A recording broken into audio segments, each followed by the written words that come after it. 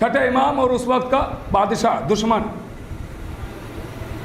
اس نے امام کو بلایا اور کہا آؤ ہمارے ساتھ چلو، اختیار سنا رہا ہوں، آؤ ہمارے ساتھ چلو۔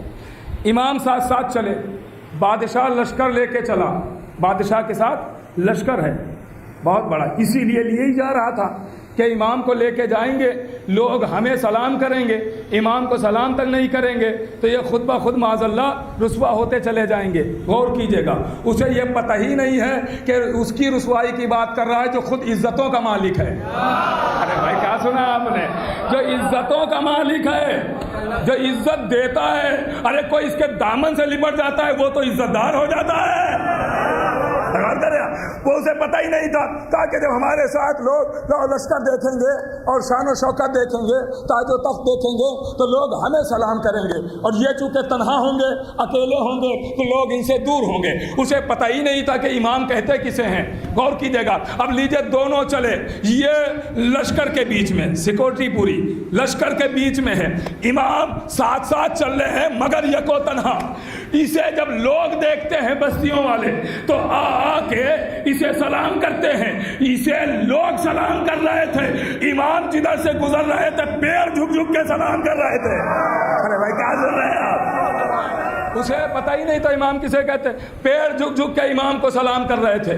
سنیے گا، در و دیوار امام کو سلام، نہ بولنے والے لوگ سلام کر رہے تھے۔ سنیے گا میرے عزیزو، اب یہ دیکھ دیکھ کے جھلس رہا ہے مگر کر کچھ نہیں سکتا کیونکہ خود ہی لے کے آیا تھا۔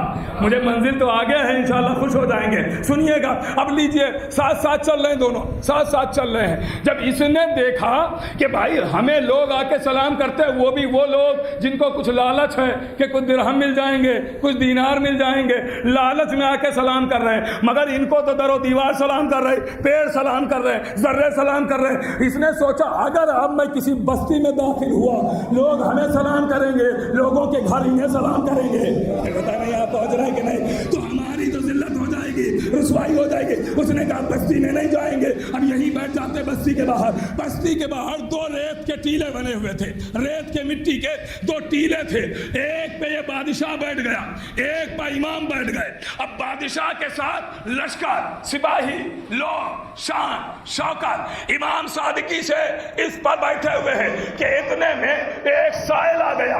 اب سائل جب پہنچا مجمع کو چیرتا ہوا اور آ گیا دونوں ٹیلوں کے قریب۔ اب وہ کبھی امام کو دیکھتا ہے، کبھی بادشاہ کو، کبھی امام کو، کبھی بادشاہ کو، کبھی امام کو، جملہ چاہے جیسے سنے، کبھی بادشاہ کو، کبھی امام کو۔ سوچ رہا ہے مانگو کس سے، کیونکہ اسے پتہ ہی نہیں ہے بادشاہ کون ہے، امام کون ہے، اسے خبر ہی نہیں تھی۔ غور کیجیے گا، اسے معلوم نہیں تھا، اس نے کبھی ملاقات کی نہیں، اس سے پہلے کبھی دیکھا نہیں، بس سنا تھا چلا آیا۔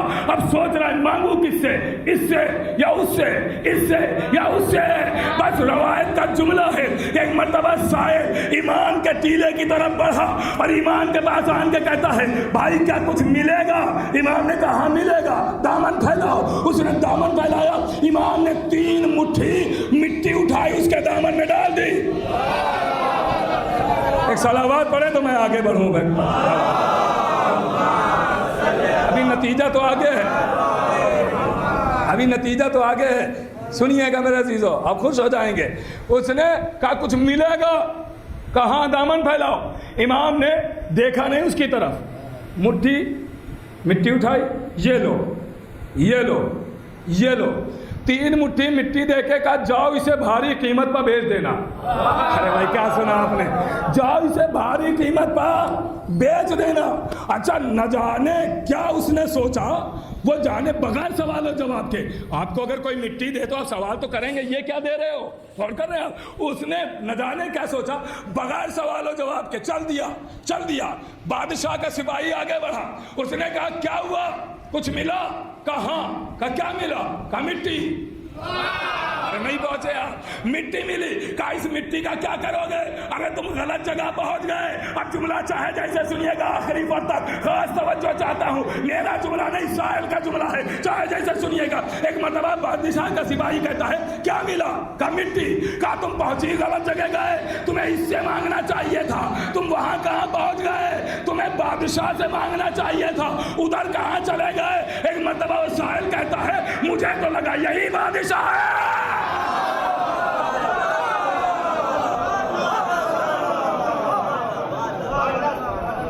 کہا نہیں بادشاہ تو وہ ہے، کہا شکلن تو بھکاری لگتا ہے۔ صلوات تو پڑھے محمد آل محمد پر۔ اور کہا کہ اس سے کہاں مانگنے پہنچ گئے؟ کہا مجھے جو لگا شکلن بادشاہ وہی پہنچے۔ کہا اب تو پتہ چل گیا ہوگا کہ بادشاہ کون ہے۔ بادشاہ درہم دیتا ہے، دینار، سونا، چاندی، ہیرے، جواہر۔ تمہیں کیا ملا؟ کہا مٹی۔ کہا کیا کہا ہے؟ کہا دیکھو دی تو اس نے مٹی ہے، سائل کا جملہ پھر سنیے گا، دی تو اس نے مٹی ہے، لیکن اس نے چلتے چلتے ایک جملہ کہا جس میں ہمیں بڑا یقین نظر آیا۔ کہا کیا؟ کہا اس نے کہا جاؤ بھاری قیمت پر بیچ دینا۔ اللہ اکبر، بھاری قیمت پر بیچ دینا۔ کہا تو لے جاؤ، مٹی دیکھتا ہوں کون خریدتا ہے، لیجئے۔ وہ سائل اب بھی نہیں گیا بادشاہ کے پاس، بادشاہ کے پاس پتہ چلنے کے بعد بھی نہیں گیا۔ جاتے جاتے کہتا بھائی یہ تو بتا دو یہ صاحب ہیں کون جنہوں نے مٹی دی ہے؟ کہا یہ دعویٰ کرتے ہیں کہ میں علی کا لال ہوں اور میں امام ہوں وقت کا۔ وہ سن کر چلا گیا، گھر آیا، گھر میں آیا کہ بیوی سے کہتا ہے لو آج کچھ ملا ہے خاص، غور کیجئے۔ بیوی نے کہا کیا ملا؟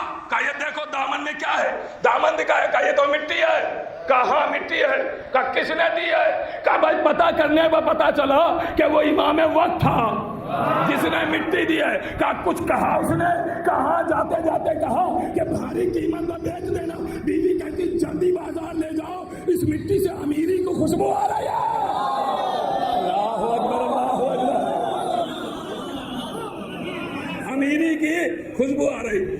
اس نے کہا دیکھو اب چونکہ اس کا یقین بھی تھوڑا ادھر ادھر ہو رہا تھا تو اس نے کہا دیکھو ساری مٹی تو نہیں لے جائیں گے، پتہ نہیں کون دوڑا لے، ایک چٹکی مٹی دے دو، ایک چٹکی، چٹکی ہے نا چٹکی، تھوڑا زیادہ اشارہ کرو، اتنی مٹی لی، اتنی، تھوڑی زیادہ ہی بتا رہا ہوں، اتنی مٹی لی۔ آپ کو اگر مٹی دی جائے کہا جائے اسے بیچ دو تو آپ کہاں جائیں گے؟ کون سی دکان پہ؟ مٹی بیچنا۔ اگر بھائی آپ کو کسی نے کہا اور آپ اس کو بہت مانتے ہیں تو اگر اس کی بات رکھنے کے لیے آپ کہیں چلے بھی گئے تو سب سے چھوٹی دکان پہ جائیں گے کہ دوڑائے تو یہی دوڑائے۔ آپ کسی شو روم میں تھوڑی جا کے گھسیں گے، جائیں گے کہ بی ایم ڈبلیو کے شو روم میں چلے گئے، کاروں کے شو روم میں چلے گئے، بائک کے شو روم میں چلے گئے، کپڑوں کے شو روم میں چلے گئے، بڑے مال میں چلے گئے، جویلرس کے یہاں چلے گئے، سناروں کی دکانوں پر گئے۔